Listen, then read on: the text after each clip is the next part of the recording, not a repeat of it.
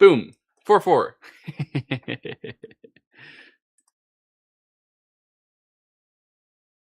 Double voice. Okay, fixed. 4-4, 3-4, 4-4, 4-4, 3-3 invasion.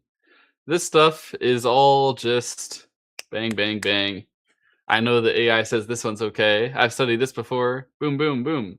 The jump from black, a little bit aggressive at the very start. White ignores it. This is, locally speaking, a slightly good result for black. The outside stone here is faster compared to the other way around. You could also have the diagonal the other way around, right?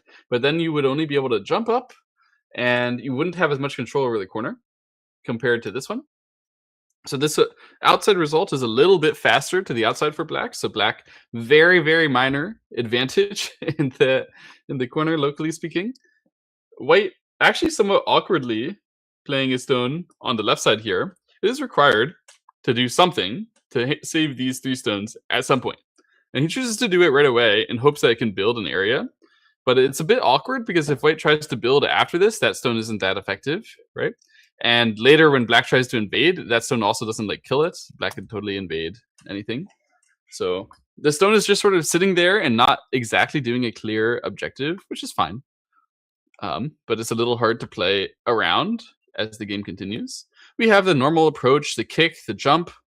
All of this stuff is too normal for these guys. The players are smiling and chuckling because they're playing so fast, I suppose. They want to get underway. Both of them at more than 10 minutes, 30 seconds. Some kind of inside joke, perhaps.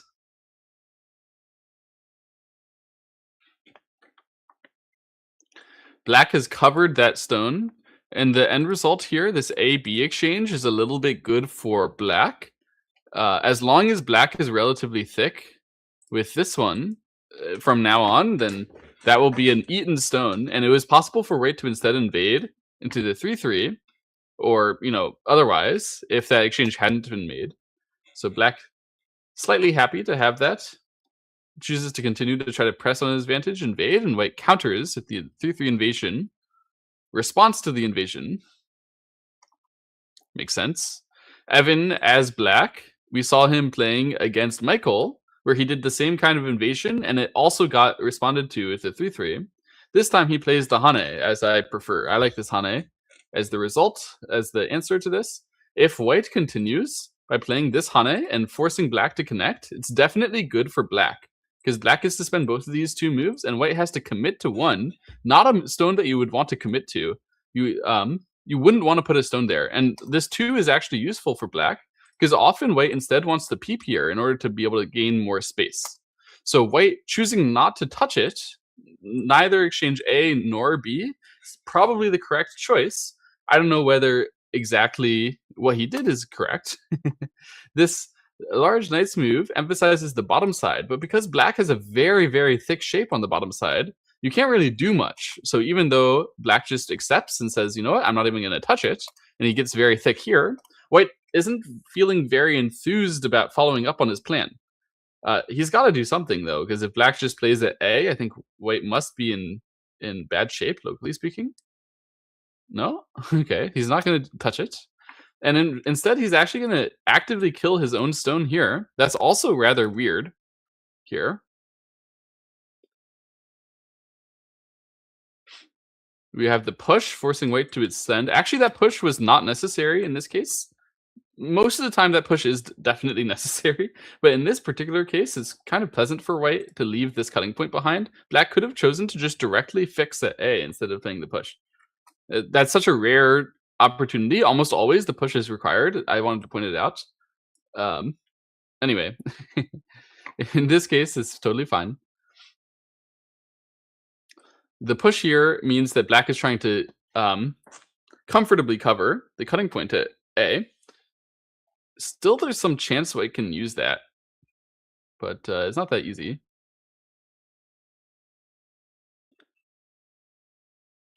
I think if I were playing white, I would play Hane. Hane at B here. Definitely possible. He could choose to cut at A first. So if he does this, then I thought black is going to immediately play down, like so. And it seems kind of okay for black, because white cannot extend liberties this way. There's no way to eventually, oops, excuse me. There's no way to eventually extend the liberty. So white gets some forcing moves here, but black does thicken it by capturing. That seems completely acceptable for black to me.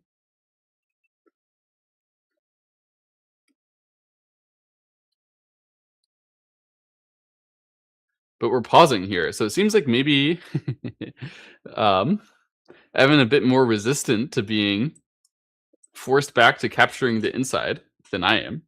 I think that's totally okay because we had a cutting issue, and when you fix the cutting issue by getting really thick and getting all the territory, that's all right. Even though white gets very thick himself, should be worth it. Should be okay.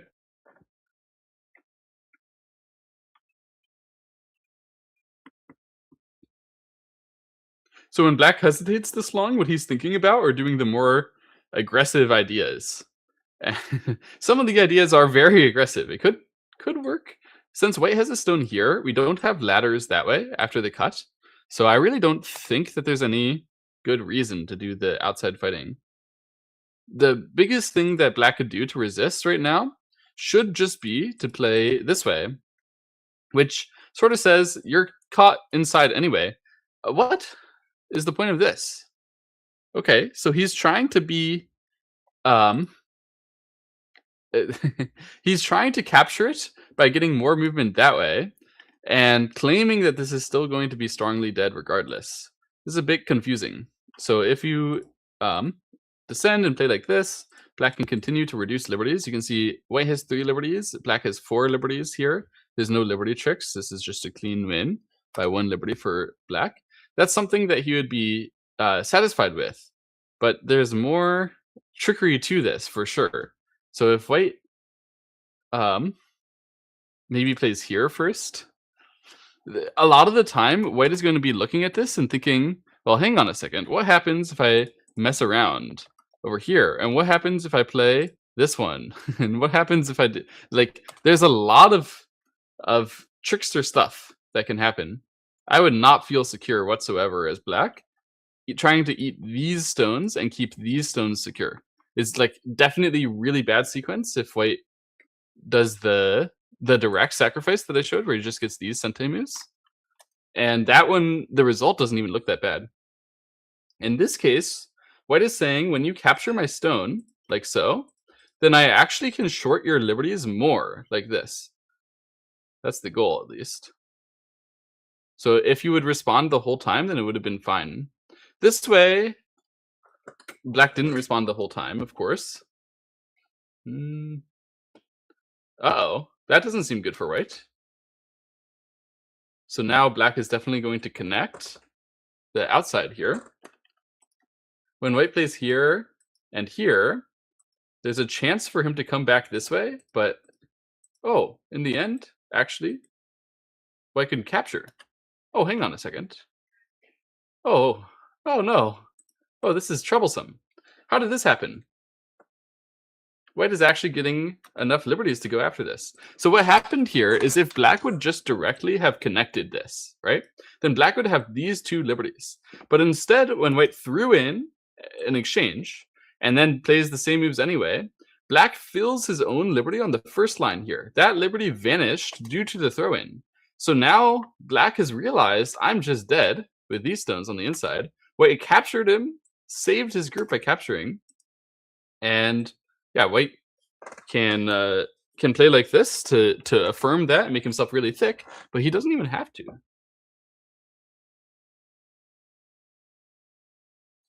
So white considering now, yeah, what happens if I just like ignore? Let's say I play down here. Still, if you play here, I can still hane. If you try to cut me and chase me down, I can still chase you down. Still, if you try to chase down this group on the outside here, when I capture, it saves me a liberty, and I can capture you. There's nothing that really black can do, even though he turned here. So white chooses to attach like this, just thinking this is the biggest thing. It does fix some of the cutting issues, kind of. It helps at least. But this is a huge win for white at the very beginning, off of black's really way over aggressive decision to play at A, and then white's very clever throw in to take a liberty by forcing black to play on the side of the board. Of course, it's a relatively standard technique. I'm a little embarrassed not to have seen it, but well executed, very perfect from white.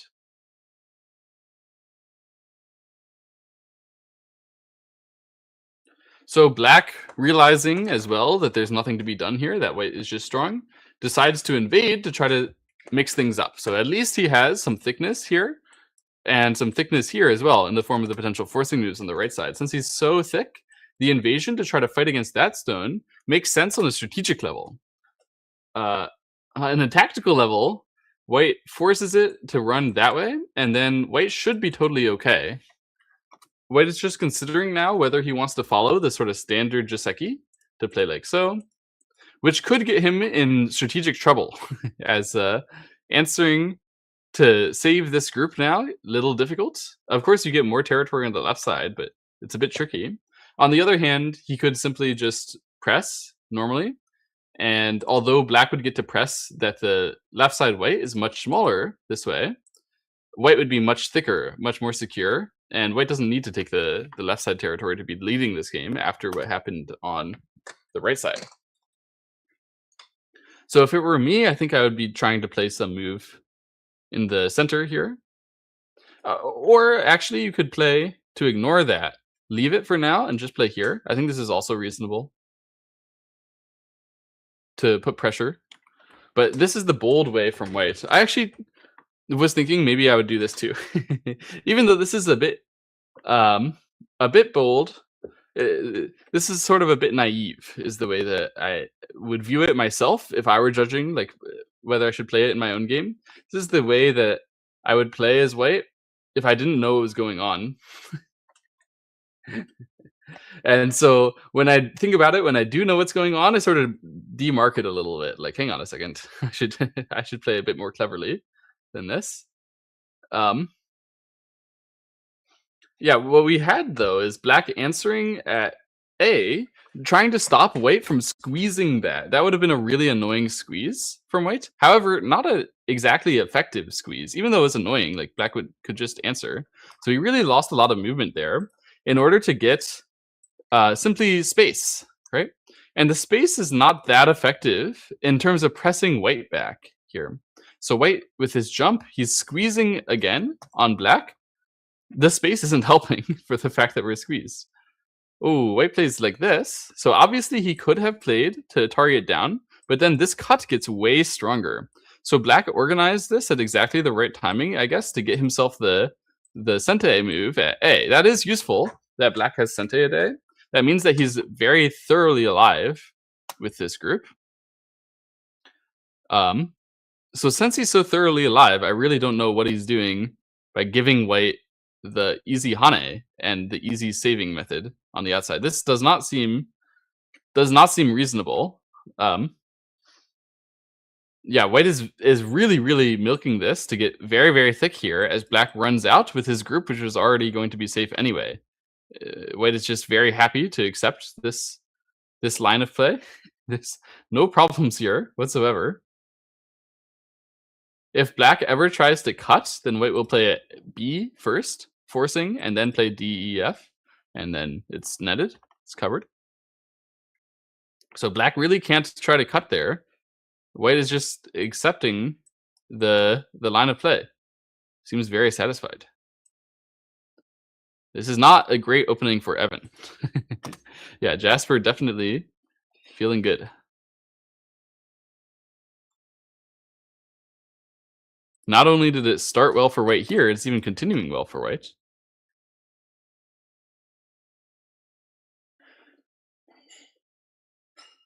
All right, so white spends some time to think after the fourth push in a row because he's realizing I'm already kind of thick here, aren't I? I did the job. I got thick. I got secure. Maybe I should just take care of the left side. It's honestly totally possible right now to clean it up. Just fix it. If you spend some move, I don't know what exactly the move should be, but some move like this, then black really doesn't have an entrance towards it at all. And whenever you get robbed of your entrance, then usually things are really bad for black. Yeah, life would life would suck for black if something like this happened. You have to attack that or something? I don't really know what black would even do. On the other hand, white still in trouble in the bottom right if he doesn't answer. So still, whenever black plays here, it's going to be a strong attack, even though there is some chance for white to continue to save this. I don't think it's going to be like dying or anything. Wow. Okay. Black playing or white playing the L4 move. What this is trying to do is net actually. So this means that after the cut, I can net you like this. Well, I don't know why black has played into that then. Okay. So the idea that I think was had there was that yeah, it was a little bit dubious in the top side, so he made himself thicker. And the idea that black had is completely obscure. I have no idea why black would exchange the cut immediately, and I also have no idea why black is now cutting over here. It seems like black maybe thought that he could do something immediately aggressive on the left side, but what he's really done is just thickened this whole thing. And definitely if black had not touched this, he was already secure, especially after the cut. If he had been able to go in like this, he could have maybe exploited the lack of power that white had on the underbelly of the left side. But now it looks like this white side is really secure because, you know, if you ever try to cut, then I have a move in Sente over there. And the extra move extending fixed the potential invasion here. Not fully, but at least to a large extent. So now white looks really thick here, has all this territory, has all that territory really thick there. Black bumps here, putting pressure on the corner. It's gotta, like, something's gotta turn for black. This is too much good stuff for white happening throughout the game.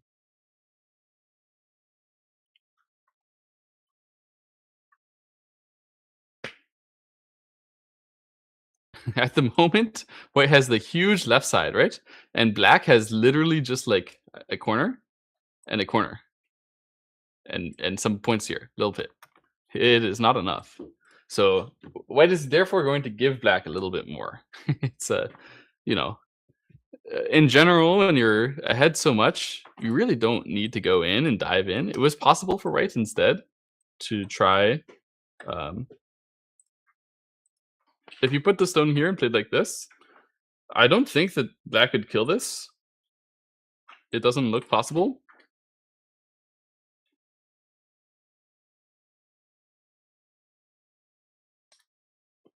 However, playing like this, still you have a peep in Sente, which is very pleasant. Very, very pleasant to have that peep.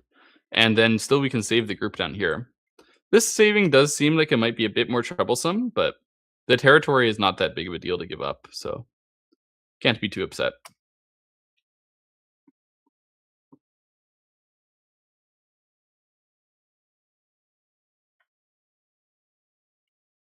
Black's turn here in the center honestly looks pretty bad. The idea is that in the future he's going to play A and here an Atari and a squeeze. This is the concept that he's going for. But white will just accept at that point. There's no there's no real benefit. There's no major benefit to black in the end, unless maybe the entire group is going to die. It's just rather unreasonable to expect that this whole thing can actually get in trouble. Now, on the other hand, this one really could get in trouble, which this turn was sort of casually aiming at. So this move by white directly takes care of the weaker side, even fixes the left side's like small weakness that remained there. I think that move definitely adds to the white control over the game.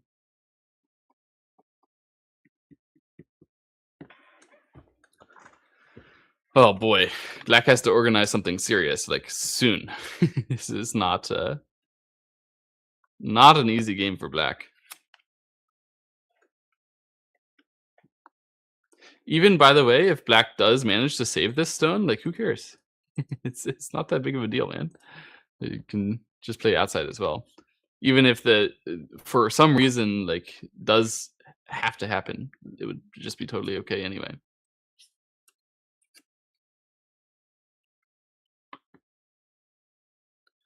The movement over here it's very hard to link this up to anything else in the center. Black would like to. However, the Sente ends around this line because the black group gets short of liberties really quite quickly. So this move is cutting. Black knows he's behind, knows he has to make some kind of change in the flow of the game. So just makes a cut and sort of leaves it on the board for white. What white wants to do. This is not it's not that pleasant to answer and build the left side, nor is it that pleasant to fight back against.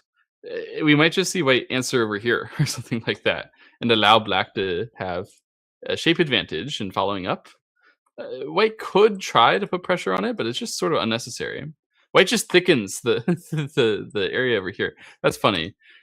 This thickening does not give white more movement here in terms of the squeeze, which is completely acceptable anyway, because even if you did try to fix the squeeze, black could still probably play S4 Sente like most of the time anyway.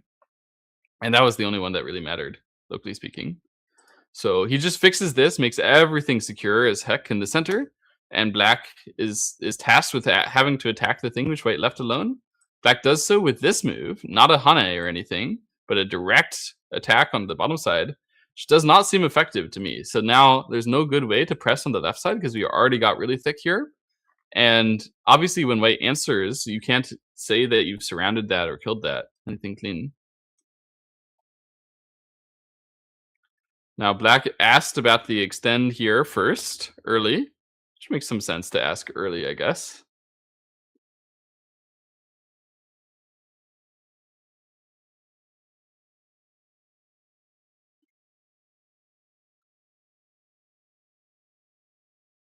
So the game hinges on whether black can organize the slight weakness here, the minuscule remaining weakness here, and the slight weakness here into some kind of break. Because as stands, the black territories are just too small, just way too small compared to the huge left, the big right. So this peep is the minuscule agi I was talking about, where it's like the way that white fixed kind of makes you want to continue to fix at A, and you can see why I've been a famed table hater. You play the table shape, and then later on you end up with this shape, broken shape. Terrible. Why do we have broken shape? It's because we played a table. And obviously the reason why is that the table normally expects that you're going to answer to this kind of peep, but then if you did, then you would lose control over this area, which white deemed to be unacceptable. Still, if black tries to cut through immediately, then black will just force white to gain liberties, so it's still useful. However, the real threat is that black is going to be playing this kind of move in the future and counterattacking, counterattacking these two stones. That's the max thing that black can do over there. It is kind of nice to have a cut available. Black has chosen to extend here as his follow-up to the bottom side. And after the peep here, white doesn't have a very clear move to take care of this group. So he chooses actually to Hane on the other side first. The peep here was finally played. That was targeting the cut. So the idea is that this cut can go in either direction.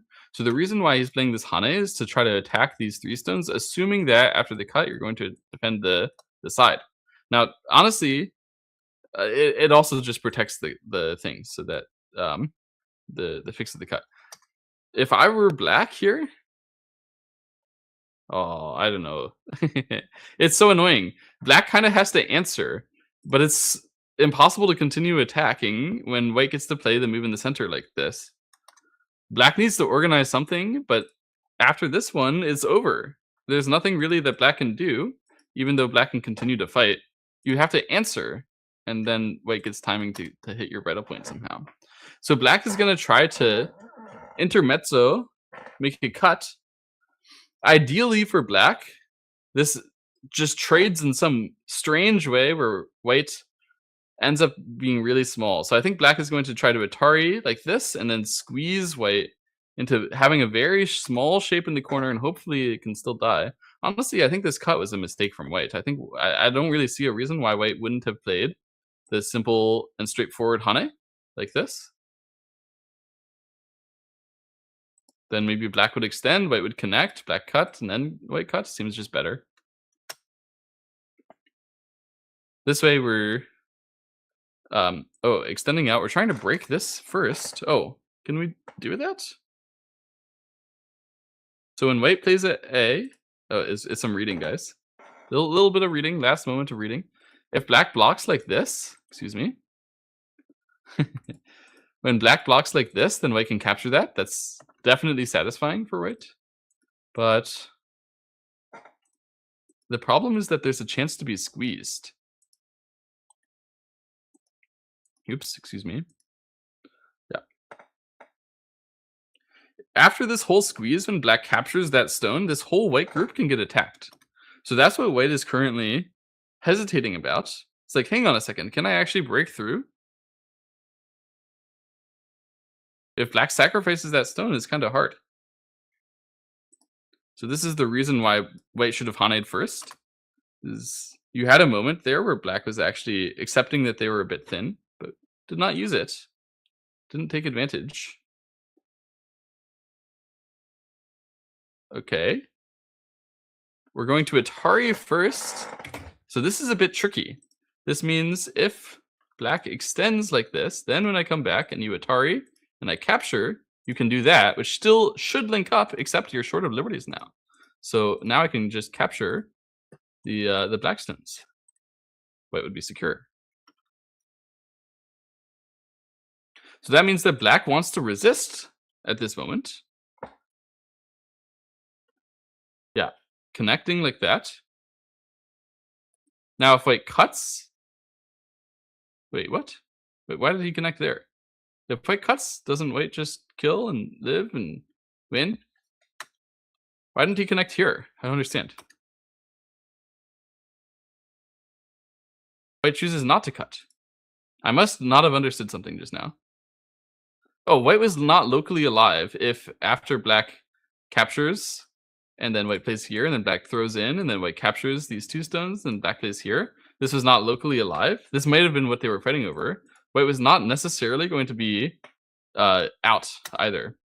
So white chose to just come back and go to the corner instead. Black played here, white played here. And the end result, the final version of the trading, is white saving in the corner and black having captured the side. This is about everything that black could have possibly hoped for from the, set out of the fight. So definitely the white cut here, very hasty in response to the black attachment, not to, take advantage of the moment we had, allowing black to continue with that.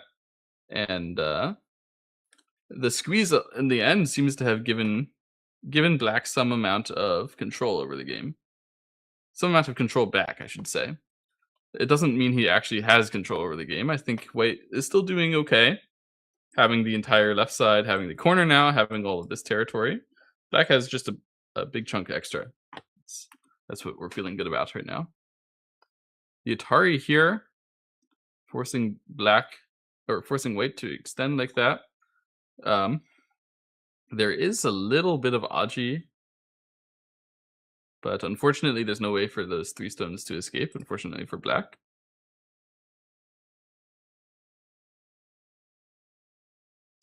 So this is not going to work. I don't know what he's reading. Like whatever he read, it fails. White can indeed just net. Jasper hesitating because it's like, you can't possibly have made a mistake like this. But there was some mistake was made for black just there. This is an error. Unless there's some glorious way to combine that I'm not seeing between these. Like, this is the only thing that you could possibly hope to have happen. There kind of is, isn't there? There kind of is. There might just be a glorious combination with this one. Yeah. There. Or wait. How exactly does this combine? Also, this relies heavily on white cutting. White can choose not to cut right now, and there's absolutely nothing black can do. If white plays B, it's all over. White plays B and black resigns, I think, on the spot. Maybe not on the spot, but like it's really bad. If white plays at A, there's trickery. Okay, so there's trickery. So Jasper is saying I've read it better than you. I don't think there's anything. Really unclear. I think there could be something, isn't there?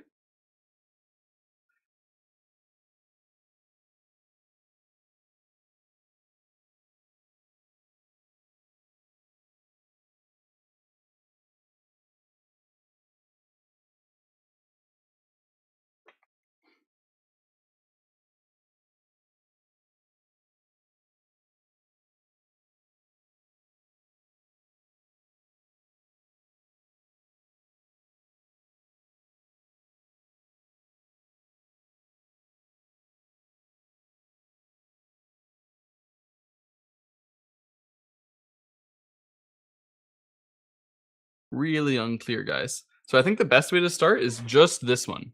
And then white answers here. Oh, but this ko is not playable. Ah, there must be some good way.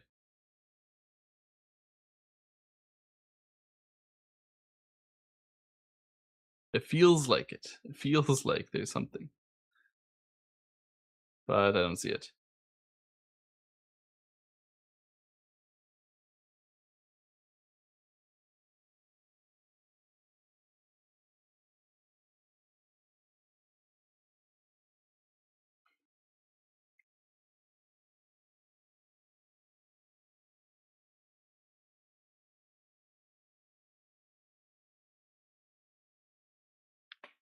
Yeah, it looks like nothing. Looks like black resigns.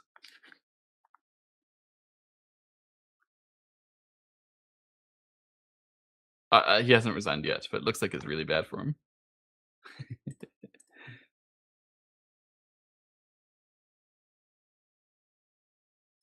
He was really hoping to do the kabooming in this area to make the explosion himself. It seemed like, oh, I drove them as far as close together as I possibly could. But yeah, there's no way that these two interact.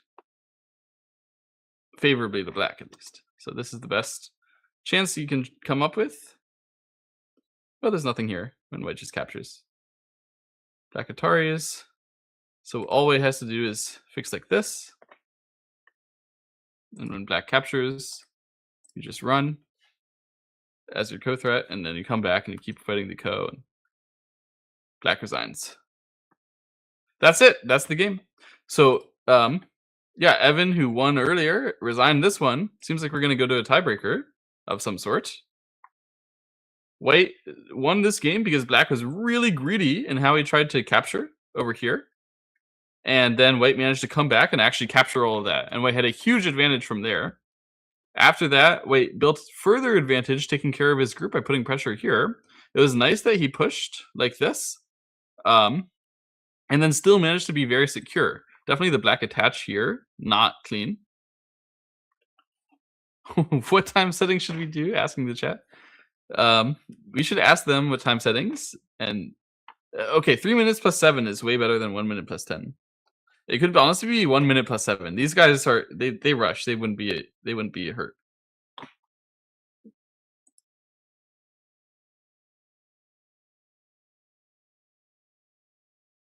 Sumego hero face off.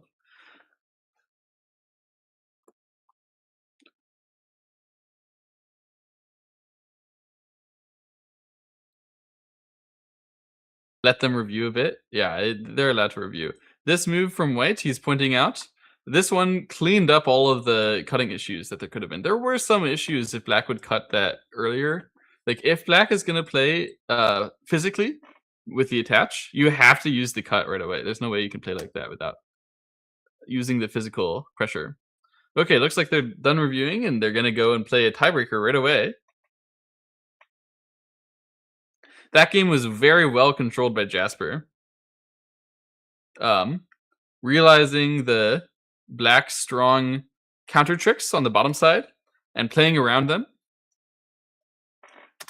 A bit clever to make sure he didn't fall into a big tragic loss.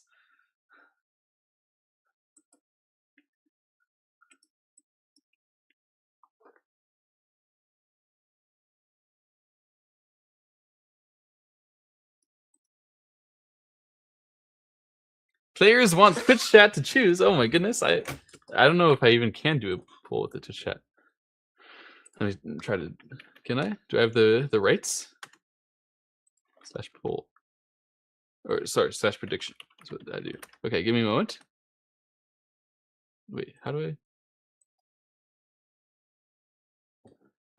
I? All 3 options.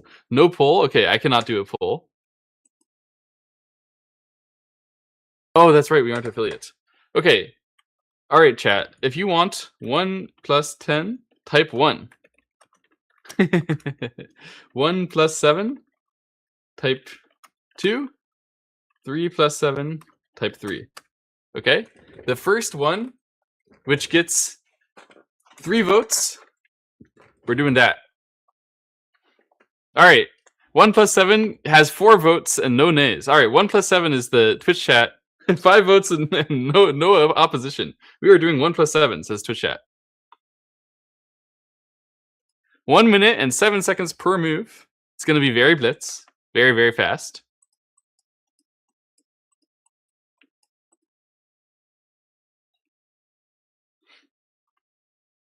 This will be even more fun. Game is already very fun.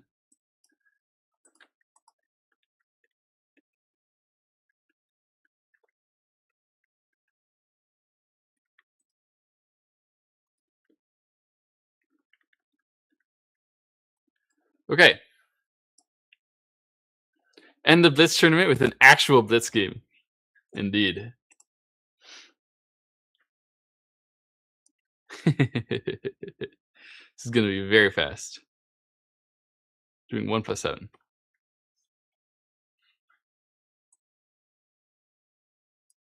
All right. The tiebreaker.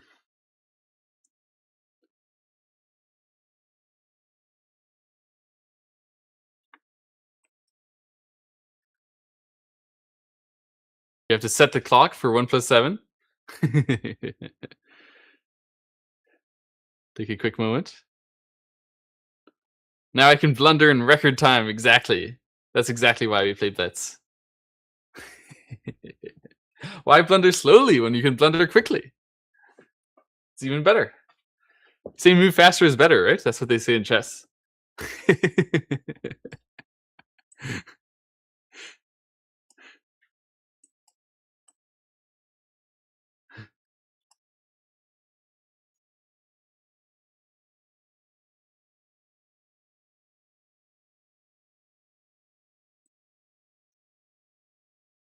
Oh, we're gonna need another game record.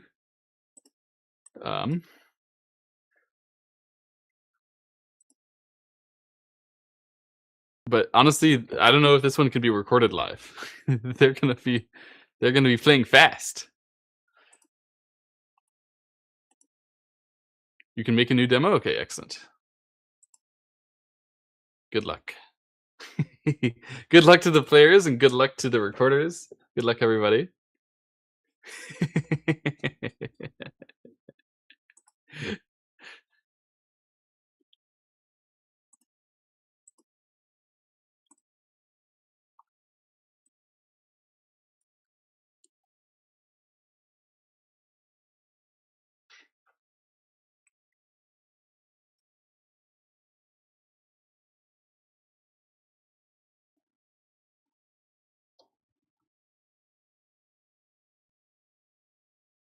So I believe this game is the one last game to win.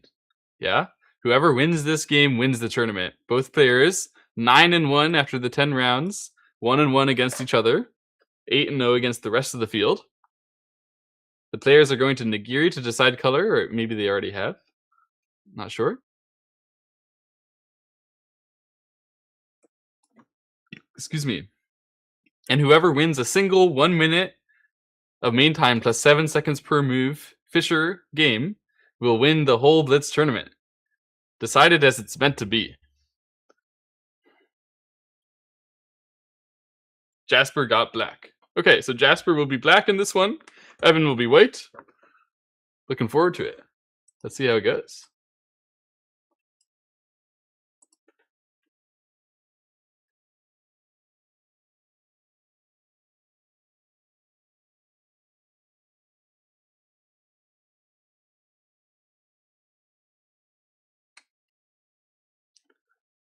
All right, the clock is set. Are you guys ready?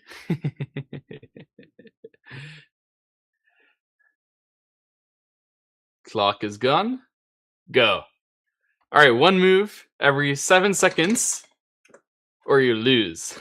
4-4, 4-4, 4-4, 3-4, 3-3 invasion. Don't spend that much time thinking about the 3-3 invasion. You spent 4 seconds already on a move. It can't be good. We have a 3-3 invasion in response. Objectively, when you 3-3 in one corner, the other 3-3s do tend to become a bit more valuable. Just how it works on a high level. So seeing a 3-3 in response to the 3-3, it's not just because it's very easy to play a lot of moves in the 3-3 variation, although it might be a little bit that. It's also because this is a very reasonable thing to do. Like once white got thick over here, then 3-3 invading this made a lot of sense, because even though white gets to build over there, that's a very low position. White doesn't feel confident to build the whole top side together with this. However, when you 3-3 invade two corners next to each other, this concept that white is using is a very good concept. This is a high level idea. In the future, white can play, either Hane. He chooses to Hane from the bottom side, believing this area is more important. And the end result of this local Joseki is slightly good for black. And the end result of this local Joseki is slightly good for black. But if you look at the whole board, it is not just slightly good for white, it is noticeably good for white. Because these two black corners face each other, and they're so thick. So what was black supposed to do? I don't know. At some point, black was supposed to change things and do something fancy. Obviously, in 7 seconds, there's no shot black would come up with something fancy. Some kind of trade, some kind of like, oh, actually, I'm going to go here. Like probably when white Hane at A, it would have been fine to like Hane back at D2 for black. That would have probably been a good choice. But no shot black's going to do that in such a fast time control. So white with an advantage out of the opening. That's good for Evan. Jasper going like this. Very, very strong. That's probably unnecessarily strong as a reduction to this area. And so white just looking to reduce the right side is hoping to get some power back. It's like a little difficult to handle because that black stone doesn't really reduce the territory that much, but it's also pretty hard to attack. So white is just choosing not to attack it for now and just, okay, let me do some other stuff. Honestly, the end result of this over here was definitely good for black. Probably after the first push, like once we get to this push, white was supposed to go down instead of continuing to go up. But that would be done if you had more than 7 seconds per move. With only 7 seconds per move, you're going to do the safe thing, walk up, even though it ends up with black having a very nice, comfortable looking territory. It's not like you could have seen that coming. Gotta play. We have attach into the corner, and the aggressive variation out of this Joseki. Now, the Atari here is ultra aggressive variation out of this Joseki for white. Looks like white is probably going to be capturing some kind of stone here, and yet it might not be that good for white in the end overall. Because even though white gets very thick and has some thickness here, the whole area is quite meaningless. So here the turn by black followed by the push. Pretty awkward for white to handle. Obviously he can capture something, but he really wants to block to get a bigger area. However, this block, which leaves the potential to capture back here, also allows black to Atari. Black is only considering whether he wants to Atari here first or not before playing at B. Should you Atari or not, guys? What do you think? If you Atari and then white captures that, it's a slight bad exchange. He chooses not to Atari.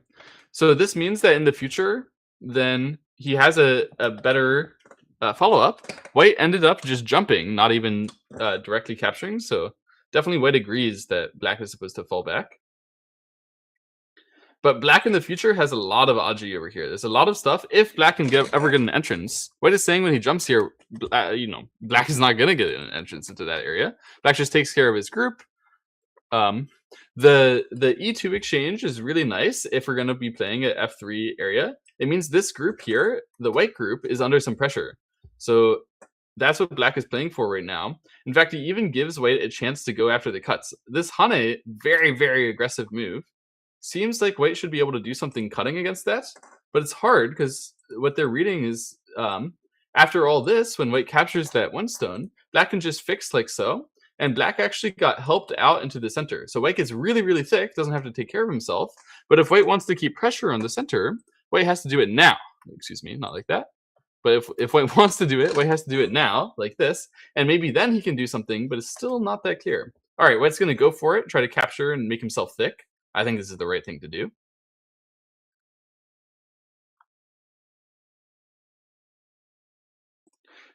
Black, certainly he's going to play the connect, right? Why is he hesitating? You only have 7 seconds per move. Why are you hesitating? You can't not connect. Is he considering to try to play this cut? I think he's gonna do this after he spends this much time thinking. He's thinking about whether he can actually hold it. Where if he can kill the upper left corner, this would be great. The kill in the upper left corner is really hard. Okay, this is a really complicated variation that they're probably gonna go into. I think Black needs to play 7 now if it goes like this. Honestly, if Black finds this 7 move, it might not be that bad. Seems like the White group in the corner will actually die after 7. Although, I'm not sure about that, actually, now that I think about it again. Looks like this one and like this. I guess White would probably be dead, but it might not be good for Black anyway. Oh my goodness, Black is actually tanking. He's used more than a minute on this single move, thinking about whether he gets to exchange A or not. He thought he was going to be able to exchange A probably when he played this Hane. That's why he did it. But now he's like, oh my goodness, I don't know whether I'm gonna be able to do it. He reads it all out.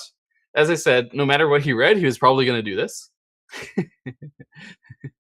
And now it's White's decision. Is White going to first test at A whether he can live and try to gain liberties that way? I believe it's correct. Yeah, so he tests here. He asks Black, are you actually going to try to kill me? Or are we doing something a bit more peaceful? Asks again, are you really trying to kill me? Or are you doing something a bit more peaceful? Obviously, Black can back off anytime, play a move like B, allow White to play A. Life goes on, but White already gained a huge shape advantage over here, capturing his stone. So that's not acceptable. We're going to see this and the attach at H2. This is what Black had read out. However, looks like the Hana here, pretty strong move. Black can only cut. And if you go like this, in the end, this shape is working for White. I mean, if you play like this, I just don't think it's good. After White gains the liberties in the corner, how can we actually continue this and really try to kill White? I just don't believe in it. We're going to have to fill this liberty, and then White is going to fill all of our liberties, aren't they? Here, we can fill the outside liberties first. I guess we can win by 1 liberty here as Black. So at the end, all these stones get captured. But White gets the literal full squeeze. Who do you think this result would be good for, guys? If it goes all the way through like this. White dies in the corner, but gets that much outside, I think White would still be fine, actually. But it looks like Black is hovering over the cut instead. So the cut is a different kind of trade where White is going to save that. And now, okay, Black actually comes back to save at G2. Oh, Black skips F1. Of course he should skip F1. That's smart. Okay, so the benefit to the other variation is that White doesn't have the solid connect here. So that is a benefit. Probably it's better for Black than that other variation, what we have here. But when White connects at B2, stopping the cutting issues, this has 5 liberties in the corner. If you just start trying to play all the liberties, then eventually White will play F1 in this case. It's actually troublesome. After White fills the cut at G3 at least. So Black is considering exchanging F1 first. And it looks like we're going to have that full squeeze variation, or White dies by 1 liberty.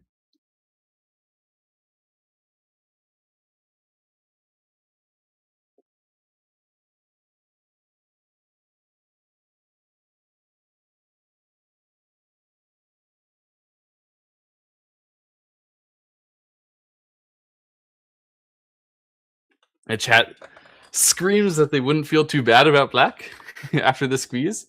Capturing the whole corner is very big.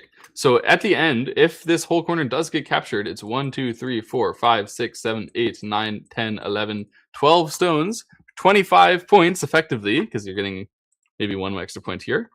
Ooh, White hits the shortage of liberty move.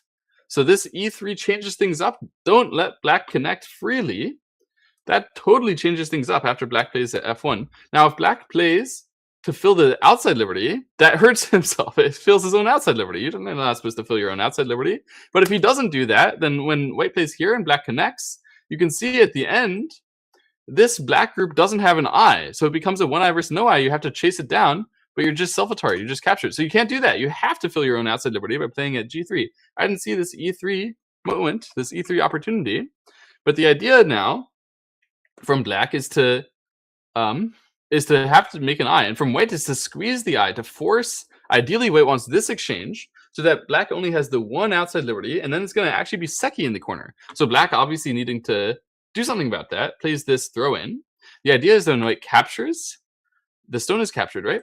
Then later when white connects and tries to play here, black plays this Hane, black can kill that white group. So black really hesitant to actually be playing the outside exchanges. Stuff like this can really hurt you when you get captured on the outside. If this shape gets really thick for white, that's not good. But throwing on the inside gives white a bit of a headache, a bit of a problem here. So it's not going to be a clean Seki, I can tell you that.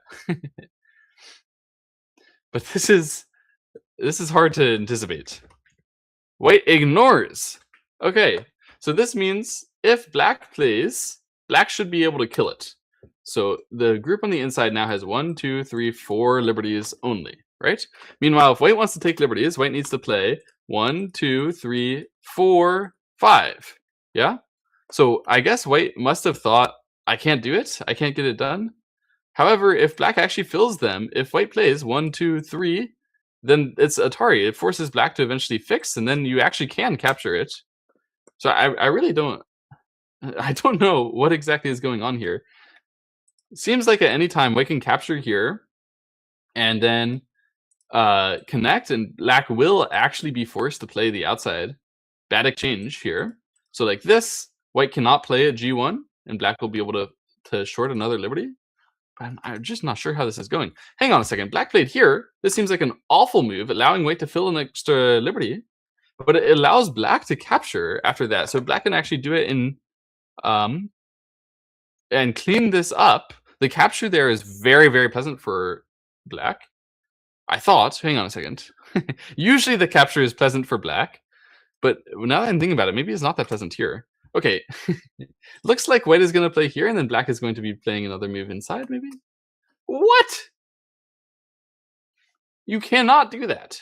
That is illegal by white.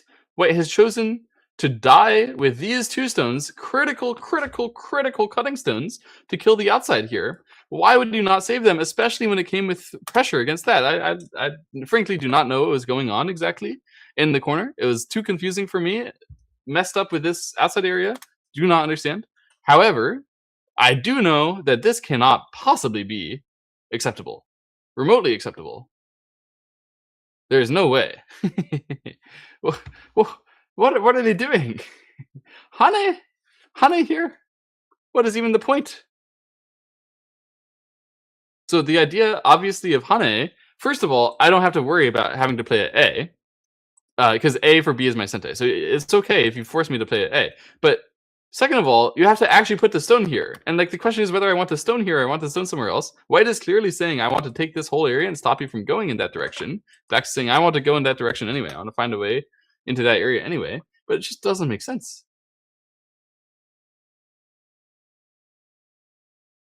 It just doesn't make sense. This stone is not that effective. It's not that important. It's not that real, is it? Can it possibly be compared to just extending out and putting pressure on the whole thing? It seems like it was way better. Way better.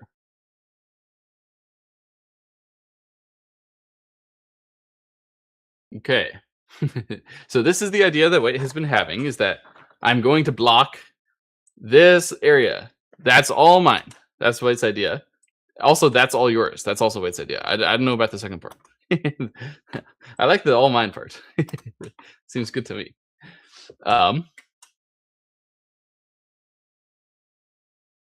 This is still quite complicated.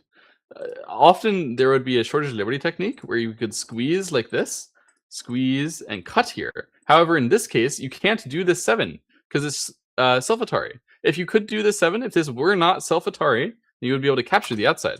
So white is going for it. However, black can actually save the 3 stones if he wants. He does not. He does not want. Okay. So now white can capture them in Sente. That seems extremely valuable. Extremely valuable. But white is hesitating. Why is he hesitating? Because he wants to cut like this instead. So he's thinking about, oh, if I could cut like this, I could kill the whole thing. Screw capturing only the 3 stones when I can try to capture all of it. Make it all mine.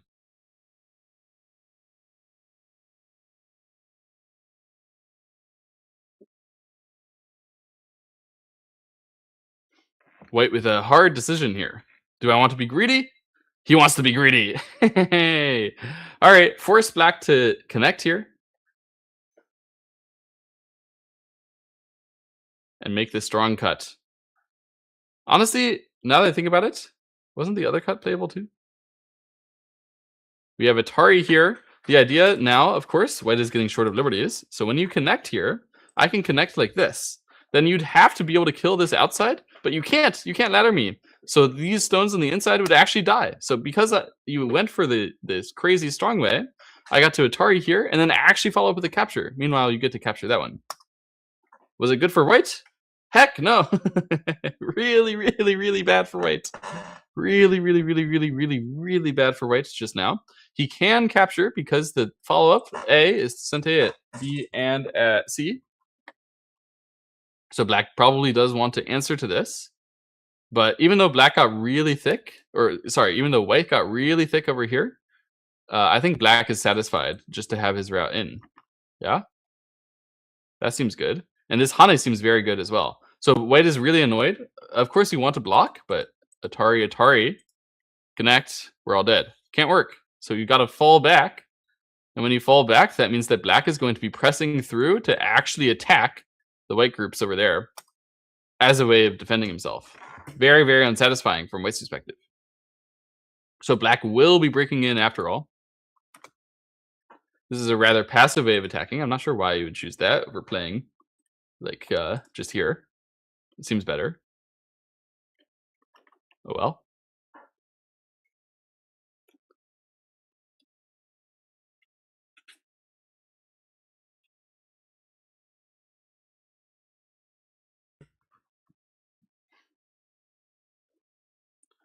And white covers the bottom.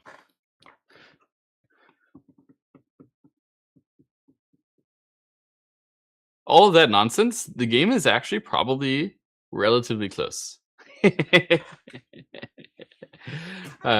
My judgment could be totally off, but because black has this chance to capture these stones, so as he's doing right now, and he's already captured that, and he already has quite a bit here, while white has the whole bottom side, and some thickness and something here. I mean, black should be leading, but playable.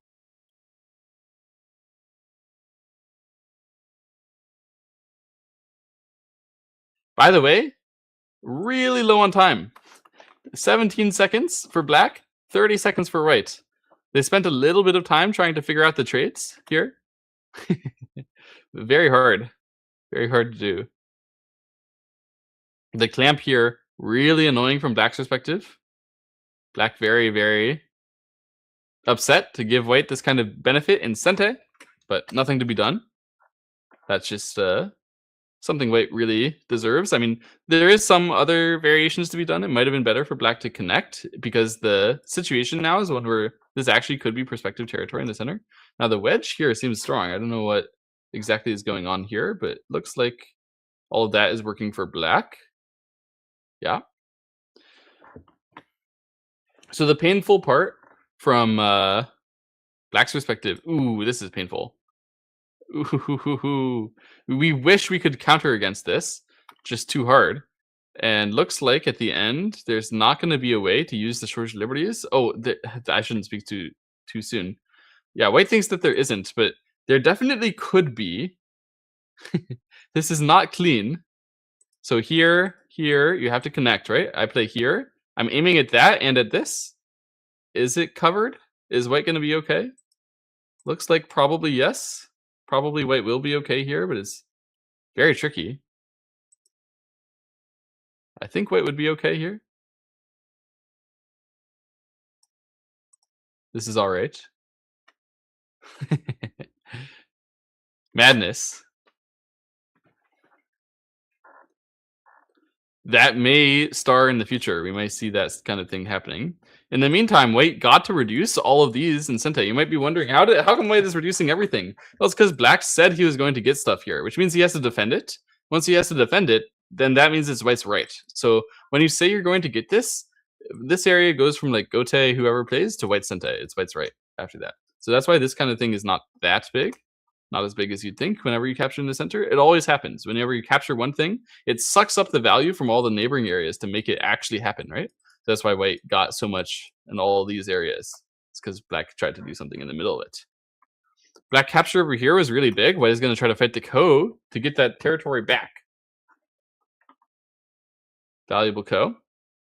White uses this Ko threat. Black uses this Ko threat. I imagine what we are going to see here. So first of all, this is big enough. I imagine what we're going to see here is this whole Aji craziness over here. This is going to get played out as co-threats. Yes, it's coming.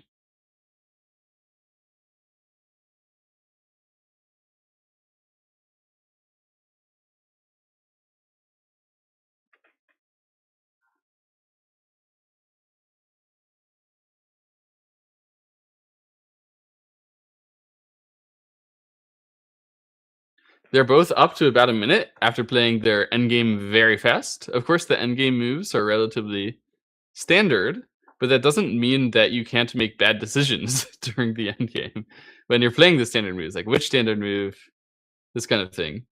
And could matter in this game. Honestly, it seems like white has been sort of crushing it in the endgame. Jasper's been doing a good job so far. But he did probably start off a little bit behind. A little bit. We have the cut here first. That doesn't seem like the best way to get a lot of co-threats. I don't agree. So this one means that at least I have a future couple of co-threats like this.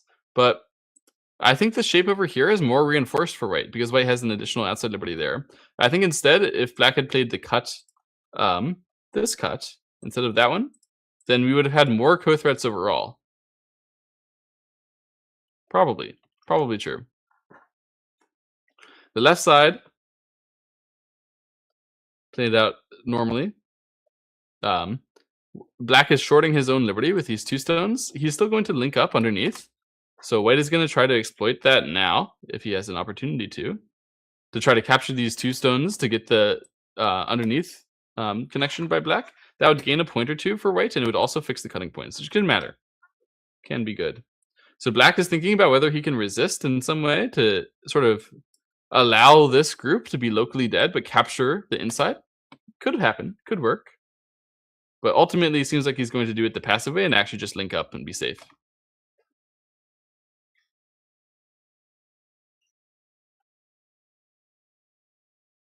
So white gets the capture, force black to connect underneath. White very happy to not have a cutting point here or here anymore, and to be able to block. So that block is still very big, but the Ko is now 1 for black. So when white recaptures the Ko, black can simply a target here. Black gets the corner, white gets the block here. The game actually does seem close. I'm not sure. So black has all of this stuff, and this, I guess, and all of that stuff. But white has this part and all of this stuff.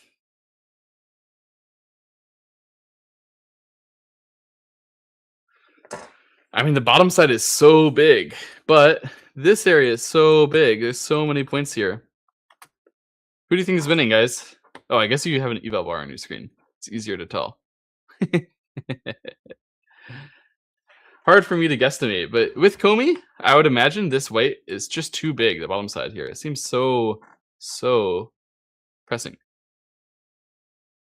Oh, no eval bar without the game up. That's right. We don't have a game recording, so the eval bar is gone. So you have to guess with me.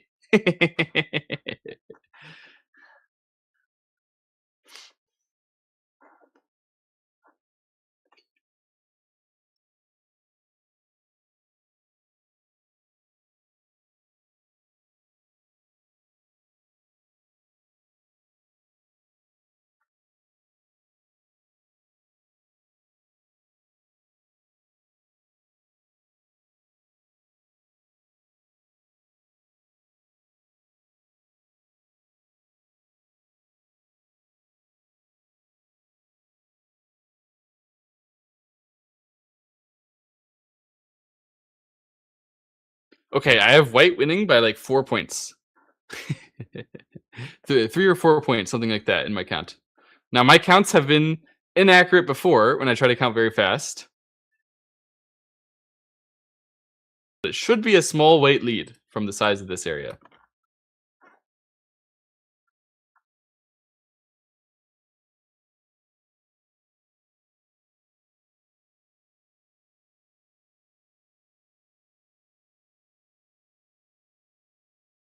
Black is considering right now what the heck happens when I play A. 7, 6, 5, 4, 3, 2, 1. Oh boy. Oh boy. What happens when I play an A? And what happens in the Ko? This Ko is Atari, by the way. This is just madness. This is just madness. Who can tell?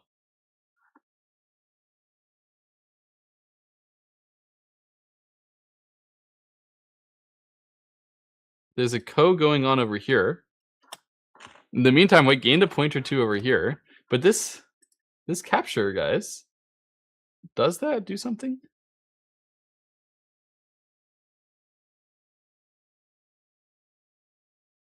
I don't think so, but it's so close.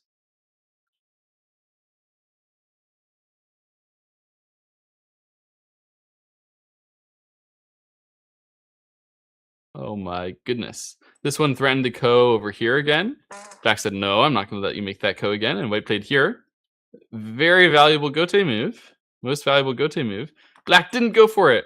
So the last moment there that Black had to change the game here, if he's going to lose, was to play like this, capture, force white to answer, and try to cover these stones. But because they had an outside liberty still at the time, Black hadn't played that. Because they had an outside liberty at the time, he couldn't directly block. He could only play like this. And then he thought there's no way to cover it in the end. There should be no way here. But yeah, always white would be able to take a liberty. Just off by 1 lib, exactly. The one outside liberty for white doing hero's work. Of course, Jasper anticipating that, and he would have defended probably if he didn't have the outside liberty, but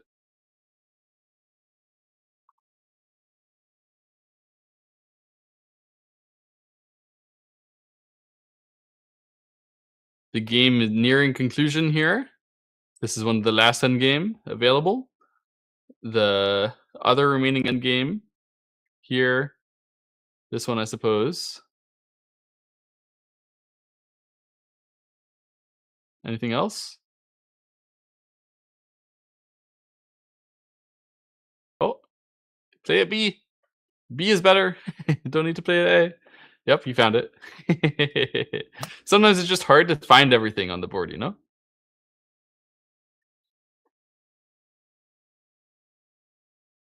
Jasper answered to that on the inside. Did he have to answer? That was unclear.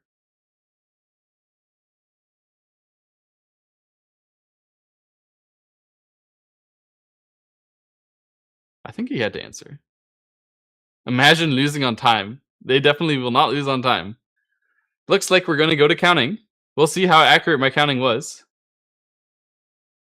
They pass. White has to pass twice due to AGA rules. I didn't count that, by the way. I had no idea whose dame it was. Seems like the game is close. But should be white's victory in the end.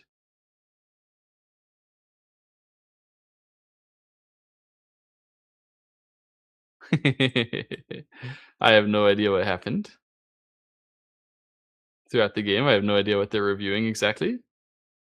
They're going to collect the dead stones into the bowls here and count properly. We'll do some over the board counting. Means we fill in the white area with all the dead stones.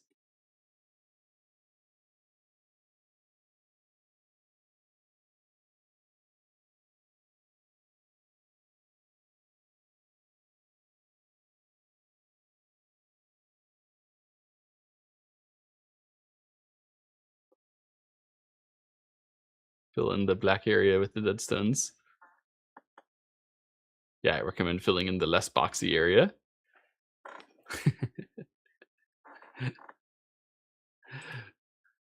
Poor technique from Jasper here. Too much of a Fox player like me.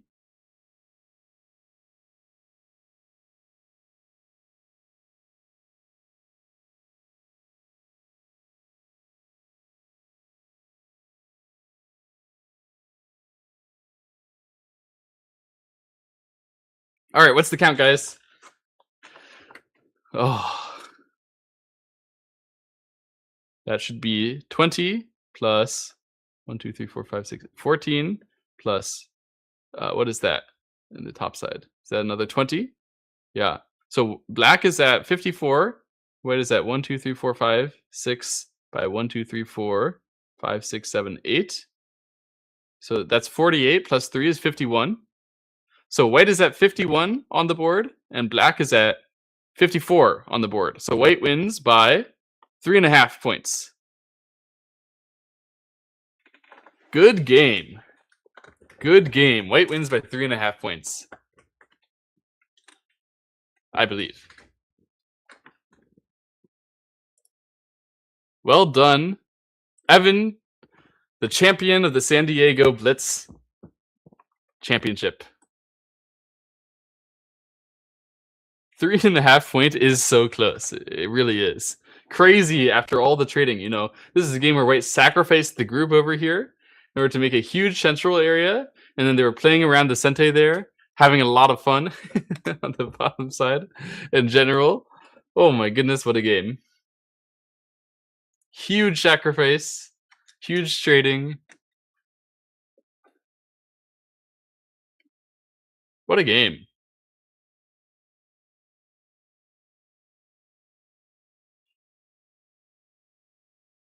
Wow. That was fun. That was fun. I don't think that we have. Let's see. Did we successfully record that game? I don't think we have a successful game recording of it. I'll download it. Download what we have, see if it's good enough to review in TelegraphGo. Very curious.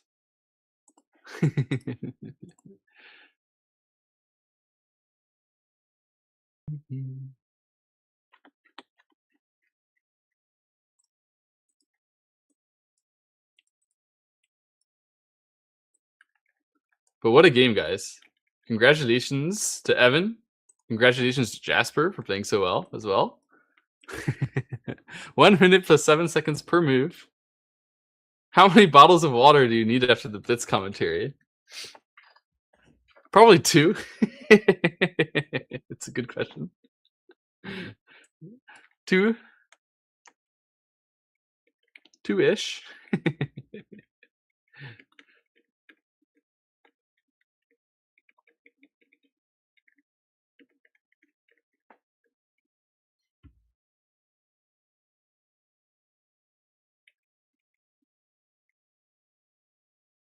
During that initial trading, oh, we have a bit of a recording error for it. Oh dear. Oh dear. Okay, eventually it was fixed like that, I suppose.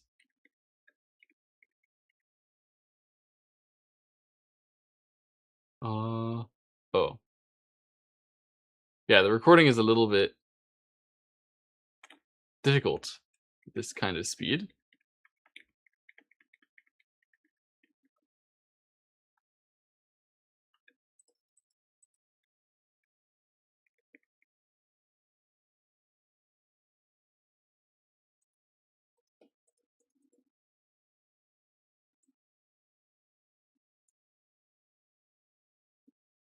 During that initial trading in the upper left where white was dying, white was leading very big. Yeah.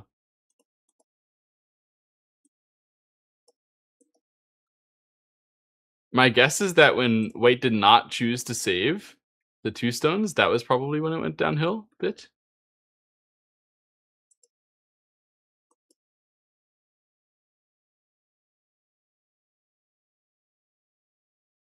Not sure.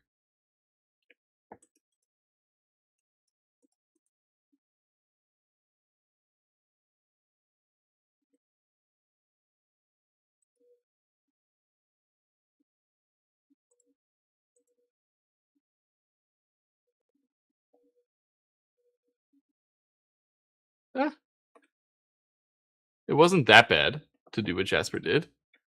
To not save. I don't know.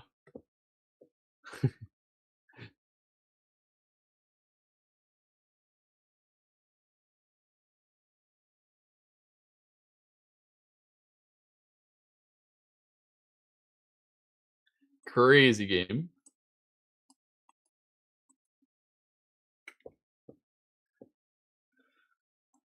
Oh, okay, everybody. That was a lot of fun.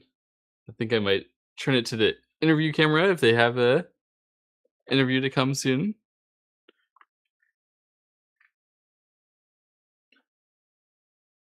I hope this Blitz tournament serves as training and helps more instead of sabotaging everyone at the pro calls. Good luck to Jasper and Evan. See you later, guys.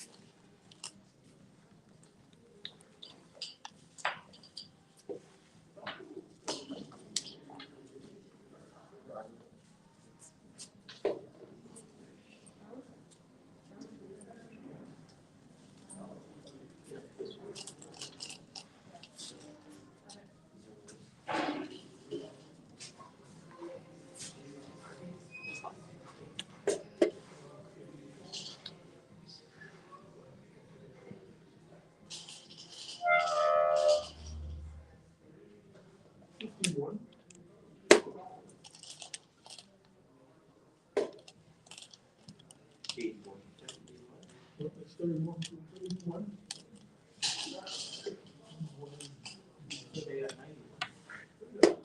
10,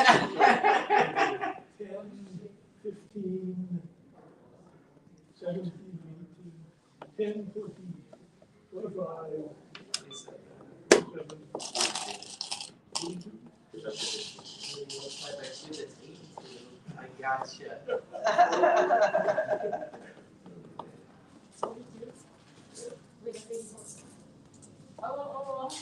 Oh, that's it. I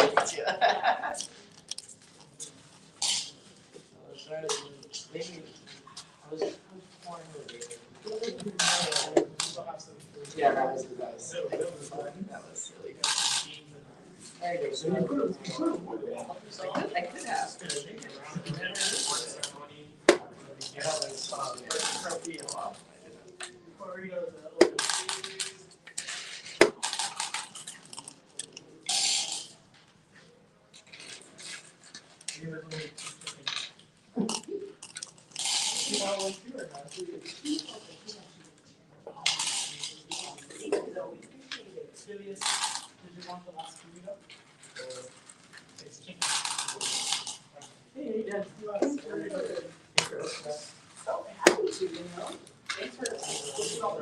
So who won the big tournament? Oh, Phil going out? Good luck, guys.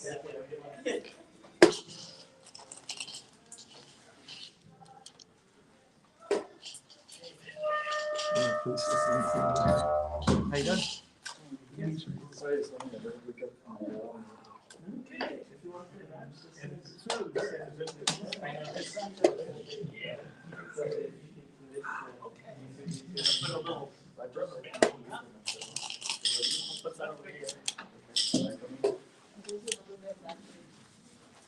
Oh, perfect. I just get some glue for this.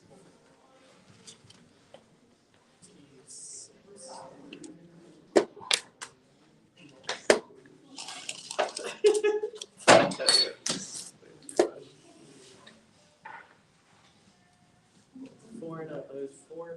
4-1.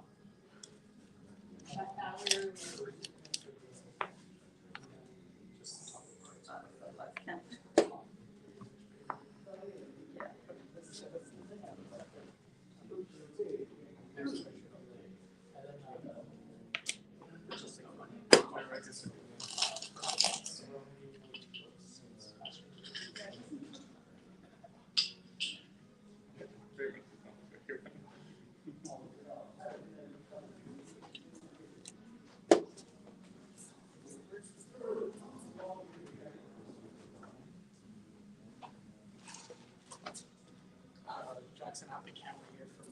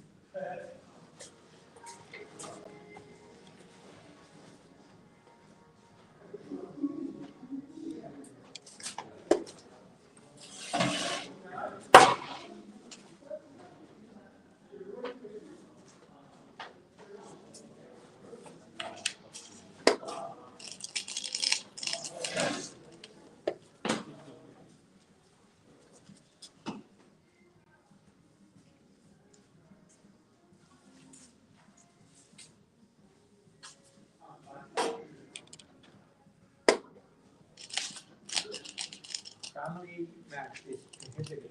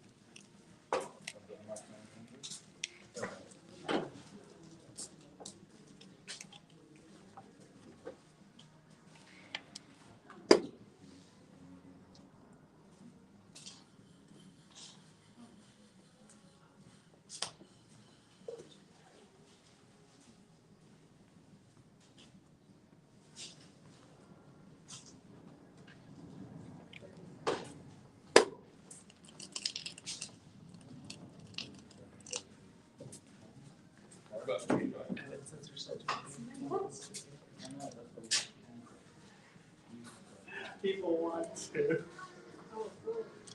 It probably doesn't show what it's counting because a lot of the times the computer will take that really. Yeah, see, it does.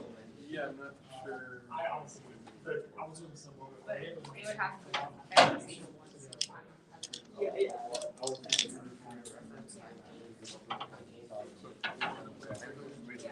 That would be good.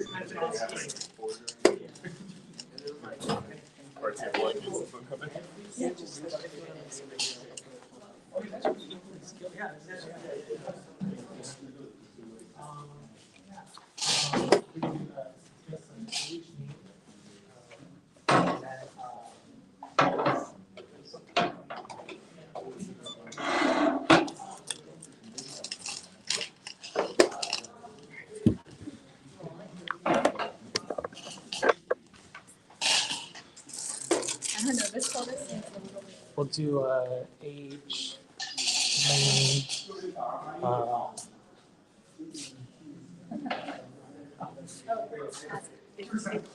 He's taller.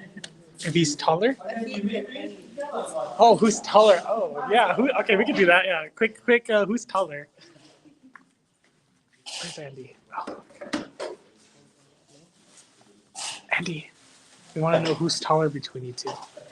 But like back to back. Who's taller? Okay, we're like the same height. Probably same height. Yeah. Same height. Same. Yeah. All right. Time for the interview.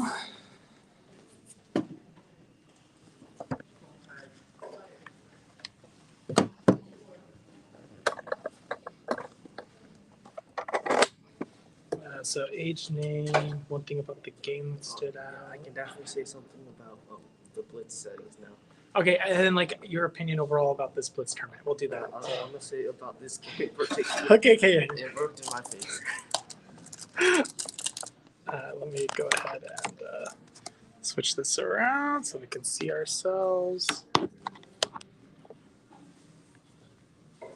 Okay. You switched the camera. Oh. Thought I did. Oh, there we go.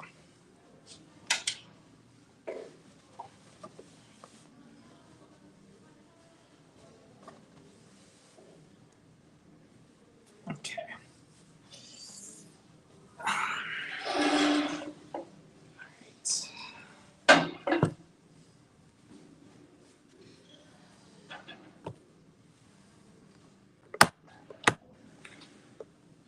I'll scoot a little bit if you want to scoot a little to the right. That'll be good. Okay, Devin, Paige, if you can hear us, we're going to start this interview. I know you can't probably show the OGS recording on screen, but that's okay. At least you can hear and see us, and I'll do my best to record. Congratulations on your victory just now for what was basically the Grand Slam. Before we get into that, maybe let the people on Twitch that are watching, remind them again your name, your AJ rank, and maybe just kind of your thoughts overall about this Blitz tournament or the game that you just played right now. My name's Evan Tan. I'm an AJ 6.66 Don.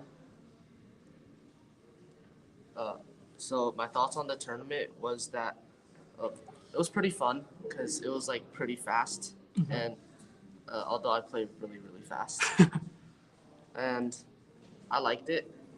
And then some turning points about the game. Oh yeah, sure. We can jump into like one thing. Yeah, a couple things that were. I know this is the fastest one. So for context, I told these players if for some reason we get a tie at the end, we would do the head-to-head rule if we wanted to do that. Both players wanted to duel it out in a final tiebreaker, so we decided to do a grand slam. So for those watching or following along on the OGS recording. We're on like move 88. This is probably, as best as I could. It's a little incomplete, but, just as best, you can follow along. So there were two moves before around 88 that stood out to me. So the first move that stood out to me was his move 83. Mm-hmm. And here I knew that it would become a very complicated dragon race type of thing. Yeah. But I decided to take it because, like, I thought even if I die, it doesn't really matter. I see. I thought I was winning by quite a bit at that time. Okay. So I decided to go for it. Mm-hmm. In which I actually did die in game. So. Yeah, which I kind of mentioned. Well, some people called it a brilliant sacrifice. Others like I knew I was definitely going to sacrifice. I see. Brilliant sacrifice, guys. It was all calculated. It's like, what's the point if I don't sacrifice? And then the other move that stood out to me was from 57 basically to 70. He kind of, I guess, fluked. Okay. Yeah. He I don't know what he tried to gain from this, but he definitely let me get the huge advantage after this. I see. And those stood out to me quite a bit. And in the end game, he also, in this specific game, the time settings, 1 minute plus 7 seconds per move, definitely worked in my favor because we looked at AI and I gained 15 points in the end game. Wow. Okay, so does that mean that at a certain point you were behind in the game and then you basically? Yeah, I was behind by 10 points going into end game and I won by 4.5. So. Wow. Okay. So end game's important, guys. You gotta study your end game.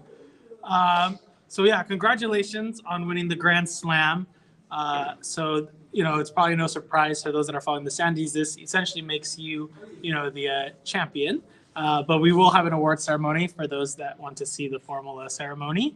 A lot of people really enjoyed this time setting. I will be doing a player survey. But in your opinion, Evan, do you think for next year we should go faster on the time settings instead of 10 plus 10? 10 plus 10 is considered pretty fast, but it's a blitz tournament. Yeah. I think you could definitely make it faster. I agree. It's like in 10 plus 10, some players just don't make mistakes. I see. Yeah. That's like for like especially younger people, it might be like their normal time setting. Right. Yeah. Normal amount of time they use. So it's like you could make it faster. All right, you heard it here, folks. Guaranteed, it's going to be next year, faster. Now, in 3 days' time, you're basically going to be traveling to Seattle. You just had a great victory today. I was telling chat, I really hope that at the very least, this was a fun tournament, and maybe it served more as some training rather than sabotaging your studies for pro calls. But anything you want to say to fans that were watching you play today and are looking forward to you having you play at the pro calls in Seattle? Anything you want to say to those supporting you? Well, I definitely prepared quite a bit, and I hope I can succeed in it. And finally, I would like to thank Enrique for hosting this tournament. It was very fun. Awesome. I'm glad. Well, that's going to do it with our short interview today because we have the handicap section finishing up. So we're going to go ahead and get ready for the award ceremony. I'm going to go ahead and just move the camera over there. But thank you, Evan, so much. I'll let you go ahead and reset and enjoy the rest of the day. All right, chat, let's go to the award ceremony.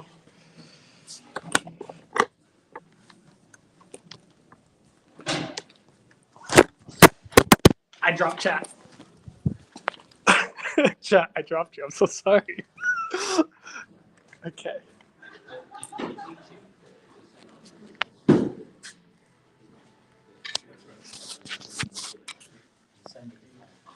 Okay. I did want to get into like a circular code situation on 5x5 because they played badly. Yeah, there's no such thing as circular code in AGE rules, is there? Exactly. So, That's only crazy Japanese do that. Round and round and round we go.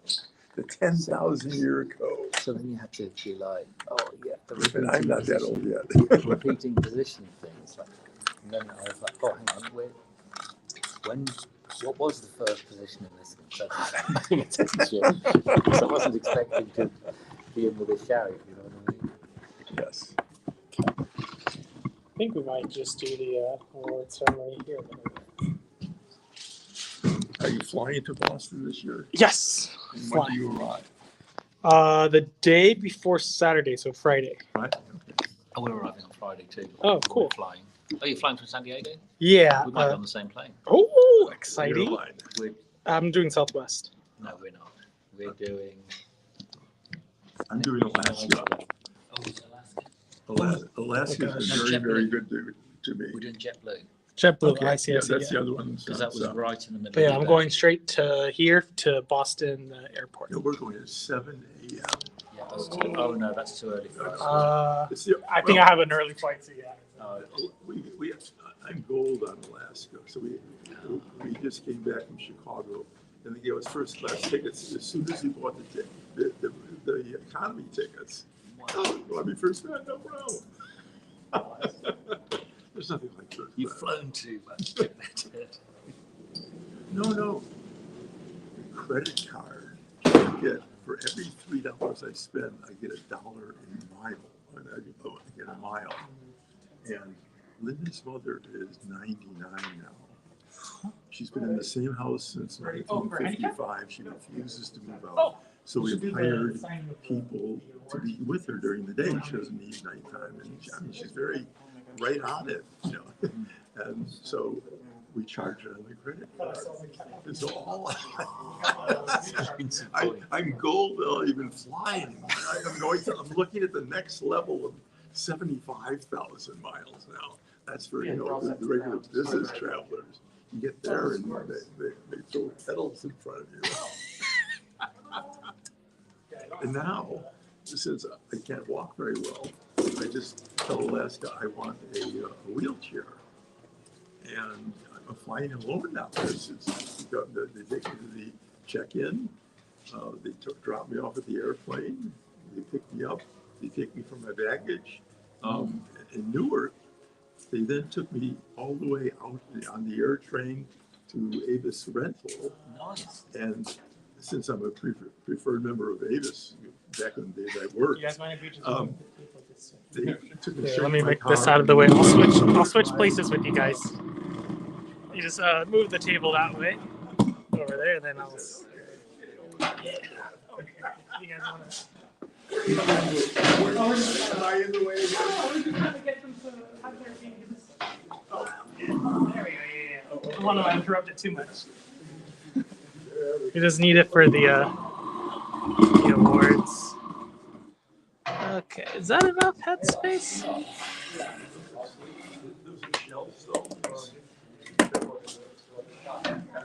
Okay, I should probably. The size is for 29. And it's underlined, it should be the white lid. Which it is over there. We have 29, 30, 33 different sizes. Going all the way up to, That work? Okay, I think we got it. it's like a long, it's just a great section. Go ahead.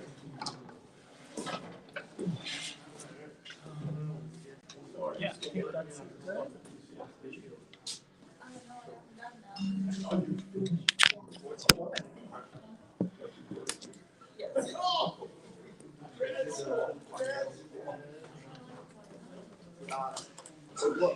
Dr. Allen，互相马上分，我觉得 Allen 还没2个。Everyone has 就刚看规模，后来结果真的被他这样开进去了。这个时候46。不是这样，我一般吃了以后被他所有服务全要呼下来。Okay, so I was trying to find the setting for the first line part. Okay, so I know who the names are.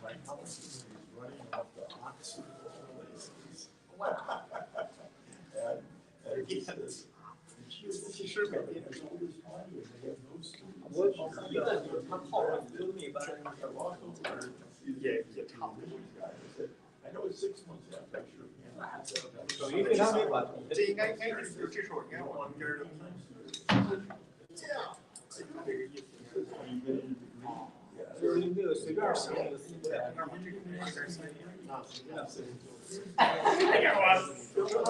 Well, I just think how to record. I was like, I was like, wait, you're wrong. You know? 就是现在 ，There's no 不开。那正常啊，基本都定制啊。但我当时判断，我以为他整成这样，我以为这个飞但是你们还是先手。对， You're my life is so expensive. So there was no board charge and everything. So there's a group of kids at high school that teach at the senior citizen home. Yeah. So La Jolla, and 可能是尖的。 Michael graduated. Tim McQueen graduated, and the other one was 那不都杀死了？那就是没走两步，合了2步尖。 Oh, MIT or said no. The Cambridge. I might not be able to afford it, even though I'm an Episcopal. You already finished that? English Episcopal is going to do it for free. Yeah, Oxford, the two buildings, Oxford, Yeah. And the other simply whatever. Yeah. He says, you know, I can get a full scholarship at UCLA. I don't know what father's going to pay. Jake's off the cuffs, so we'll see him at Congress.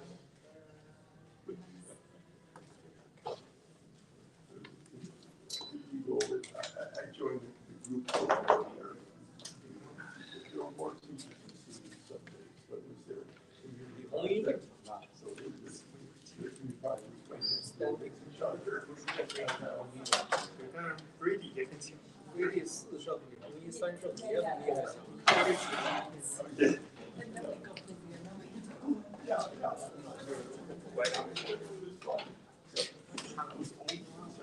我以为这样没有，但好像是。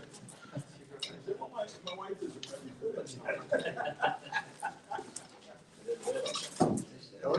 有毛病吗？黑子说话。拜拜。东西哪儿搬？对，拜拜。 All right, I think we're ready to go. Yeah. 这个我想了半天，这题你选要要干。不是你那个你的后续，但是就是和你的那个你的后续和他的后续差多少？ 这样。 All right, we are ready to begin the award ceremony. If I have your attention, please. We are live streaming here live on Twitch. Hello, Twitch. Thank you for watching. This is the award ceremony for the second annual San Diego Blitz Go Championship. And here we have our awards for this year. We have awards for the handicap players, as well as the section players and the open players. Just a quick context. Anybody who wins today will get to choose the Pocky of their choice, going from handicap to the open, with the handicap players choosing first. The first place winners will also be getting a Go book today, titled Mastering Invasions by Yunkyo Do. She's also somebody that's done a lot of commentary for us and also has her own YouTube channel, Go Inside. And along with their Pocky, they'll also get their certificate and a free taco card to use at any Rubio's here in San Diego. Rubio's is, of course, one of our sponsors for this event, so thank you to them and for helping us cater. Yes, so a round of applause to our sponsors. We appreciate them. Also, a huge thank you to EF, the venue, and the staff for helping us, coordinate this. I teach at this school, and they allow us to hold tournament events here, which I think people enjoy right now, especially with the free parking. So a big round of applause for EF to them. And as well as our other sponsors, Yellow Mountain Imports, Badoo Club, and the American Go Association for supporting us all the time for our events. So without further ado, one thing. For the open players, they'll all get a certificate today, as well as a complimentary free meal card to use on Rubio's. But the first place winner will get their name inscribed into our Blitz trophy, which is basically a clock, as well as getting a champion hoodie. We only have 5 of these, so for all of our major events, the first place winner of the Open gets the hoodie. So, without further ado, in the second section for the handicap division, looks like we range from 35Q all the way to 7.5Q. Third place goes to Anna Joe. Woo! Anna, you are our third place winner.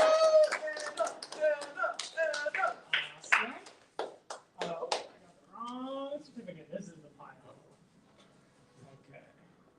Aha, there we are. Anna, you are certificate. If you want to get a photo with that. Yeah. Woo! Okay, so you do get a taco card, and you can choose any. You get first pick. You can choose any Pocky you like. We have a peanut butter, banana chocolate, almond crush, matcha, and the last coconut. Last coconut goes out.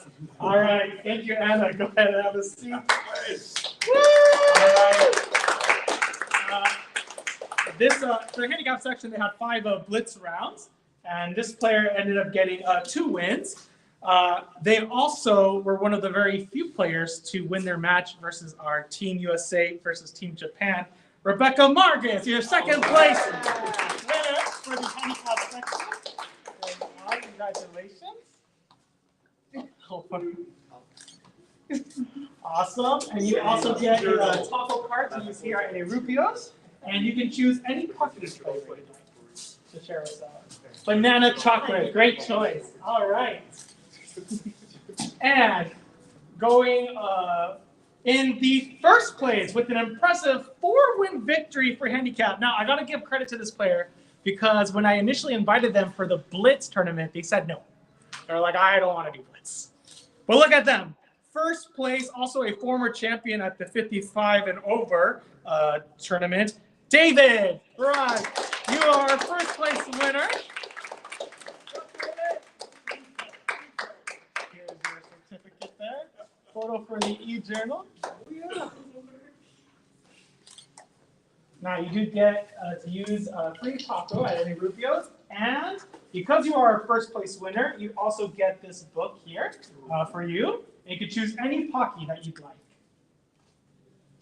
We have peanut butter. All right. Congratulations, David. Alrighty. Going on to the next section. This is a more competitive field, ranging from 6Q all the way to 1.5 dot. Oh my goodness. Okay. Coming in at third place with an impressive 3 wins here. Andrew, you are a third place winner.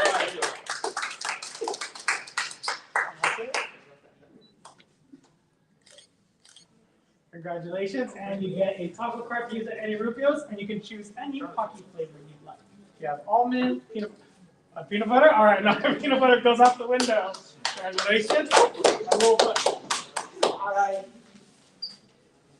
Up next, we have our second place winner coming in with an impressive 4 victories here. They are also a longtime attendee at our event. And like father, like daughter, Paul Margaret, you're our second place winner. Congratulations. Woo-hoo. And you get a taco card to use at Rubio's and your choice of Pocky to take with you. Almond Crush, also very popular, yes. There we go. the sponsors. All right.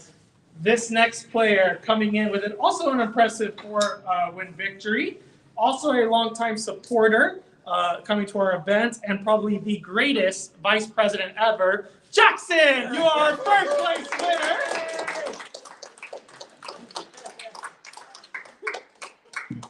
And you also get your very own Mastering Invasions book. And you can choose any hockey you'd like. Any hockey? Yes. Wow. Almond Crush it is. Oh, thank you. Congrats. Alrighty, coming into our open section with a field of 6 players. Very, very competitive. 10 rounds, believe it or not. 10 rounds over 2 days. We did a survey, and it's half the people told me last year that 10 minutes plus 10 was too slow, and the other half told me it was too fast. I guess the tiebreaker has to go to Twitch chat, who wants there to be faster time settings. So next year, we're definitely going to go even faster. But coming in here, 3rd place, very well liked by the chat on Twitch streaming. They liked their very creative moves all throughout. 3rd place goes to Yishin Joe.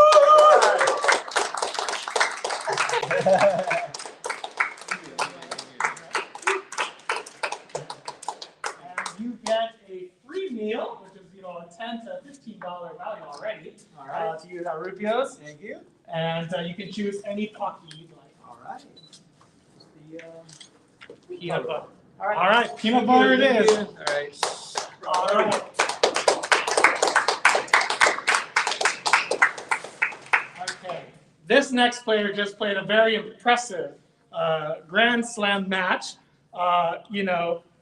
They're also a former 3-time defending champion here in San Diego. Jasper Liu, you are 2nd place winner for the Blitz tournament. Congratulations. And you get a free meal card here. And you can choose any hockey flavor you like. We have all 4 flavors here. Matcha, there it is. And for those watching, Jasper will be going in 3 days to Seattle to compete in the pro qualifiers. So give your support to him. He'll be representing us for San Diego at that tournament event.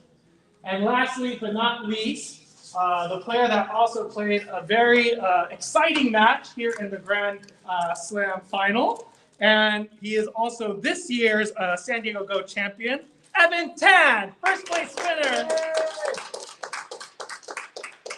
of the Blitz tournament here.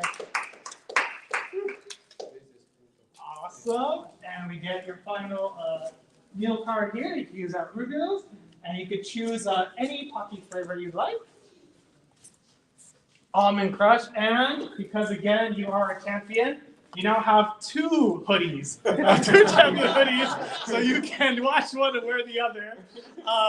So there's only like 2 more left. So congratulations. There you are. Thank you so much. Oh, there you go. Clean one. Oh, I should have put a photo with the clock as well. Yeah, sorry. Yeah. Yes, your name will be transcribed here. Awesome. Thank you so much. With that, chat, that does it for our tournament. Thank you so much for watching. Thank you to our sponsors again. Thank you to all of our commentators. The lineup was crazy this year. We had everyone from Travis from the All Things Go podcast, Struggle Bus. We had Tin. We had Paige, Mert Turtle, Octoponus Titan, Midnight the Blue, and TelegraphGo doing an impressive 4 rounds back to back because we had the Grand Slam and everything. So thank you all to them. Thank you, Devin, Badoo Club. And with that, I am signing out. I am Enrique Garcia, the San Diego Go Club president, and we'll see you next time in August for our Under 16 California State Championship. That's actually going to be a 2-day event. First time ever we've done that. So leave your calendars open for August 29, August 30th. With that, I'm signing off. Thank you so much.